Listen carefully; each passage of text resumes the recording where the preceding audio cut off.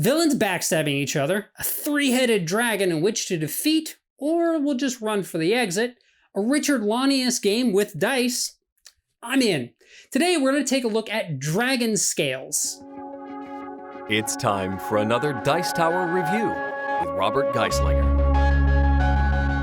So here we're taking a look at Dragonscales. Now this is a non-cooperative game, but players do need to work together as they are villains in a bit of a loose alliance trying to take the one enemy down that they cannot do on their own, which is this three-headed dragon. But at the end of the day, one person is going to win the game. Now at the start of a round, players are going to be rolling these dice and they get up to 2 rerolls. And typically they're going to be rolling behind this screen here, which also shows what the dice do. It shows a round guide and a scoring guide, but for the purposes of this video, I'm not going to be rolling behind it. Now, players are going to be simultaneously rolling, and when they do so, they can keep any dice they want unless they roll this dragon symbol, which is the black icon, if I can find it here. That will need to be locked, but they can re-roll any other dice they wish, and they can roll up to 2 times. At this point, their dice are going to be rolled and in behind their player screen, so no one else at the table is going to see it. Then, in player order, they're going to assign their dice. They're going to reveal the dice that they rolled, and they're going to assign them over here to actions. With these having to be in this Dragon Rage, maybe I have to put these here, maybe I put these here, and these here. And I'll go over what these do here in a moment, but I just want to show you what happens. So now if the purple player had rolled, and I'm just going to say this is what he rolled, there is a wild symbol, and you do have to pair it with other dice, so we do this. But this is 3, which is more than the 2, so I'm going to push this one over, and I'm going to take over this. Maybe I put the sword here, I put this here. I've got the boots, so I'm gonna push this one over as well. Okay, I've went ahead and sped things up a bit here, and all the players have placed their dice. If they're placing the same number, then they just go into the next slot. Lower, they go over. So what do each of these do? Because that's now what's gonna happen is we're going to resolve each of these starting from top to bottom, going left and right. Now we've got basic here, we've got defense, Dragon Rage, Villainy, Loot, Attack, and Flee. And based on those, you can kind of see where this is going. The defense here, whoever's in the top spot can heal 3 wounds or become protected from wounds and theft, which means they would take this, so maybe the blue player takes that. This one can heal wounds, etc. Dragon Rage is going to draw one of these cards. Now it's going to say what's going to happen to each player in each spot, and it's also going to have an effect that happens to everyone.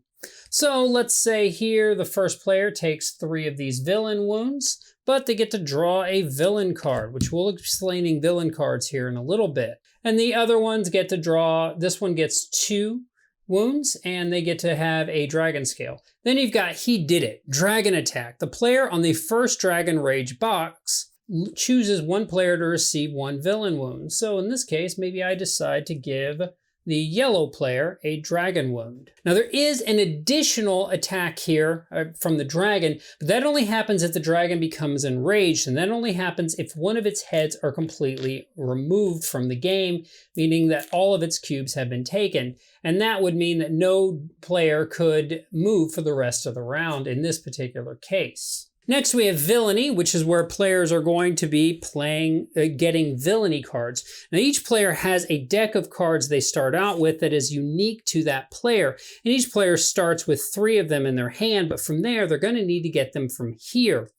I'll explain Villainy cards, as I said, in a little bit, but basically this one could draw 2 and keep 1 and also steal a dragon scale from someone at the table, provided they aren't protected. This one could draw 2 or steal. This one could draw 1, and this one could take a dragon scale. Next up, we have Loot, which is how we're going to get treasure.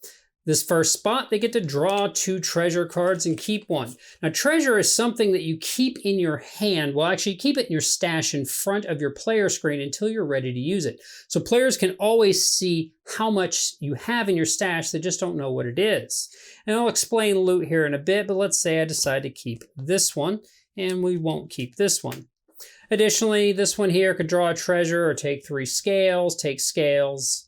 Next, we have attack, which is how we're going to attack the dragon.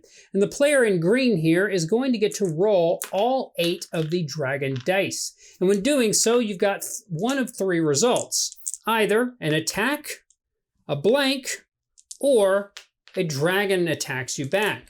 So he could roll them up, and same rules here. They get to roll up to 3 times, but you can't re-roll any of the dragon attacks. So maybe we do this, and I'll roll one more time. And they're blanks. Okay, so what's gonna happen is for every 2 dice, there's gonna be a hit, and that is rounded up. So if we had had an additional one, we'd actually have 3 here, but we didn't. So here, we're gonna get 1 dragon wound to the player, and that's gonna be green, so they're gonna take a dragon wound. We're gonna get 2 hits, and we could choose to take 2 from 1, we could take this way, so maybe they do that. And then we're gonna move to the next player who's gonna roll 6 dice. The next one's gonna use 4 dice. And the final one will attack a player and deal a wound to them. So sometimes villains attack each other. Finally, we have Flee, which is the final step down here. And this is going to allow you to roll the movement die. And this one is going to be roll it and move up to the die +1. So we roll, we get a 2. So we can do 2 + 1, and that's going to be the red player. So we could go up to 3 spaces. So we could go out here, 1, 2, 3, or we could stop here. And when you stop, you're going to get the effect of what it is. Now, why do we want to do that? Well, this would be a good point to, now that you know how this works, explain the 2 endgame conditions. The game is going to end when either all of the dragon head cubes have been removed and the game is going to end immediately, or a villain gets all the way to the exit, effectively fleeing and ending the game immediately.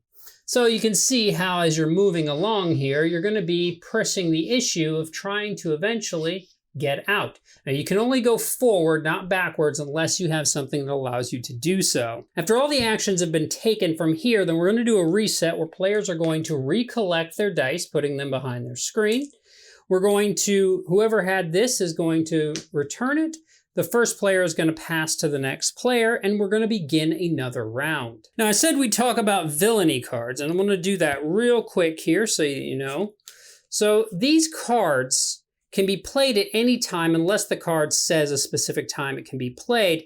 And the card is going to have a cost, most likely, in Dragonscales. Now, not all of them do, but a lot of them do. And that's going to give us an action, the Mimic here. We've got an Energy Blast. We've got a Psionic Blast. And it's going to be unique to the player. But, oh, apparently I mixed in some treasure cards. But what's important, and let me see if I can find one in one of these decks here. Here we go. So if we look over here, this one has a dragon cost that gives us an effect, but it has a dragon scale cost here for a second effect. So I could, if I wish, spend 1 for the top action, and then spend 3 to gain the second action. But I do need to pay the first one no matter what. And this card's going to be lost. Now, it is important to use your cards during the game, but as you see when we cover the endgame scoring, sometimes you want to hold on to them and not use them. Looking at the treasures real quick, these sometimes will have just effects on them. This one you can discard to choose a player and heal all wounds. This one, at the end of each dice roll step, you may change one of your non-rage dice to an outcome of a different side. And this is interesting because I need to pay 3 Dragonscales to bring it out. And once it's out, though, it becomes an ongoing effect that I can use. Additionally, treasure, as long as it's either in your stash or in front of you, is going to be worth victory points at the end of the game. Now, as we said before, the game ends when either all of the cubes have been removed from the dragon heads, or a player reaches the exit, at which point the game is going to end immediately, and we are going to count up points. Now, one thing I do want to point out before I do that is players do have hit points. And if you ever hit that many dragon wounds, you are out of the game. So there is player elimination in the basic rules. However, you can still win the game. So while you're not playing, you still can win the game through victory points. So at the end of the game, once everything's done, we're going to look at the scoring guide. Each player is going to get 1 per every 2 dragon scale that they still have in their possession. They're going to get 1 per dragon wound that they have in their possession, 1 per villainy card. And what this means is cards that they have in their hand, not in their deck. So if you used it during the course of a game, you're not going to have it in your hand. You're going to lose 1 per villain wound that you have. And if you look over here at the green one, she has some poison wounds that she can inflict that cannot be recovered. Then we're going to do endgame bonuses. The endgame bonuses are going to depend on how the game ended. If the game ended due to the dragon dying, then we're going to have things such as Dragon Slayer, kill assists, and things like that. We're also going to have some not so nice awards that are going to lose points, such as Coward, closest to the exit if the dragon is slain, Weakling, least dragon wounds if dragon is slain. But if the person had got out, we've got Slowpoke, closest to the start player if a player's on the exit or start. So whoever's closest to the entrance here. So you're going to get those, and those are going to range from +10, which is the person who escaped, all the way to -5 for these. You're also going to get the total of any treasure cards, either in your stash or out on the board, and whoever has the most points is going to be the winner. So let's look at Dragonscales. Now this was an interesting game for me. I was first drawn to it being a Richard Launius game, as traditionally there haven't been many games of his that I haven't enjoyed. And that's the first thing I'm going to say about this one. This feels like a Richard Launius game. In fact, I feel pretty confident that had this game been presented to me without knowing the designer, and I was asked to guess who designed it, that it would have been my first guess. So if you're like me, and you're a fan of Launius games, this is an automatic must-play at least. Beyond that, this game did take me a little by surprise in that it feels very take that, but the first couple times I played it, I was playing with players who typically don't enjoy take that, if at all. So to my surprise, they really enjoyed this game. This game doesn't take itself too seriously, and it plays well into what it is and what it isn't. This isn't a deep thinker game, but this also isn't a kick back and relax game either. At first glance, this game feels like a co-op, and very well could have been. It would have been probably trivial to make this game simply everyone beat up the dragon while getting towards the exit without dying. However, that would have been a pretty middle of the road and honestly uninspired game had it went that route. The fact that you are villains working together, but also doing, what villains do and stabbing each other in the back is where this game really shines. That part of the theme really comes through and allows this game to be quite, shall I say it, stabby, while also remaining lighthearted enough for plenty of laughs at the table. The Villainy Cards easily are one of my favorite things in this game, as they make each character feel and play very differently, and I found myself wanting to try out all of the characters at least once to get a feel for just how different they were. I also really liked how those cards felt like their own sort of currency. You only start with 3 in hand, and from there, you have to spend dice to get more. It made each card feel valuable even before you realize that using one is also giving up a victory point. And for those who love the math side of games, most of the Villainy cards also require spending Dragonscales, resulting in them possibly costing more potential victory points. I enjoyed the fact that the Dragonscales feel mighty scarce at points, while at other times they seem plentiful. And anytime the dragon attacked me and I managed to get a Dragonscale, I found myself smirk at that image in my mind. There's a good amount of mathing things out here that can be done in this game for those who are so inclined to do so, but it is completely not required.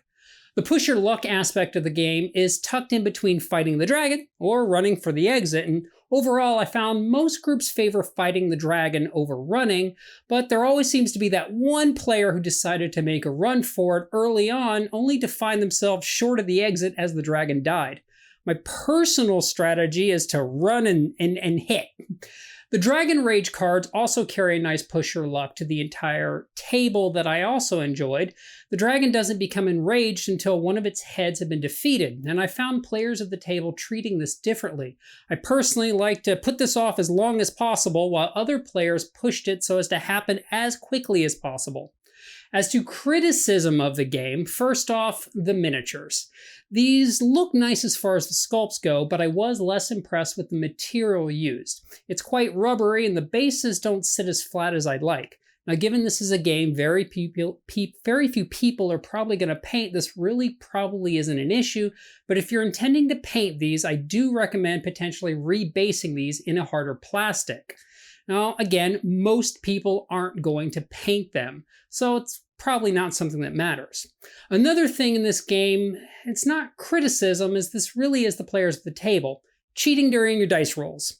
You can't re-roll Dragon Rage symbols, but since you're rolling behind a screen, no one can stop you from cheating.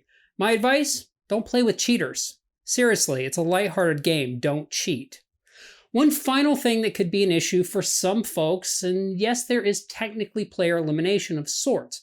A character can die, but they aren't knocked out of winning the game still, and I've actually not seen it happen through many plays.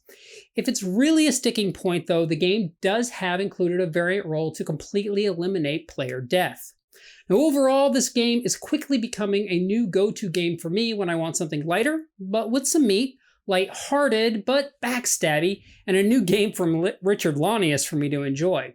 If you're looking for a game that also fits in that area in your collection, this one is definitely worth taking a look at. I hope you've enjoyed this look at Dragonscales and it's helped you decide if this game might be right for you and your game group, and I look forward to seeing you folks next time.